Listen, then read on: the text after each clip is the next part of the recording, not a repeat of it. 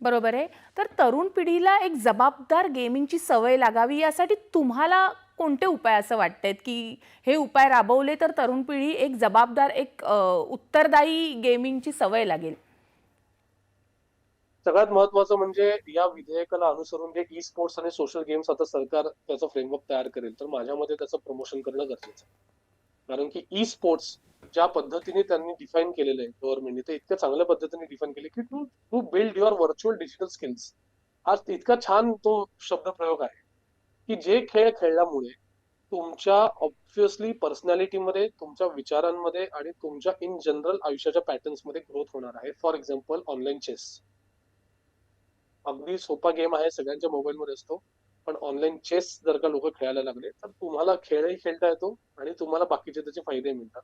किंवा त्याच पद्धतीने बाकीचे जे जे चान्स बेस्ड गेम्स आहेत किंवा स्किल बेस्ड गेम्स आहेत, विच डज नॉट इन्व्हॉल्व मनी, अशा सगळ्या गेम्सला प्रोत्साहन करणं, प्रमोट करणं आणि अशा सगळे गेम्स खेळणं हे माझ्या मते तरुणांनी आता केलं पाहिजे. पण त्याला कॉन्शियस डिसिजन पाहिजे. लोकांना स्वतःला समजलं पाहिजे की कुठल्या खेळामुळे आपलं नुकसान होणार आहे आणि कुठल्या खेळामुळे फायदे होणार आहे. जे बाय द वे या विधेयकामुळे मला असं वाटतं की लोकांना कळायला सोपं होऊन जाईल की हे गेम्स आहेत त्याच्यामुळे आपल्या आयुष्यात फायदे होणार आहे, हे गेम्स आपल्याला खेळायचे नाही. तो एक डिरेक्शन मिळतो ना. आणि त्या बरोबर आहे. डिरेक्शनचा फायदा पुढे समाजात आपोआप होत जातो.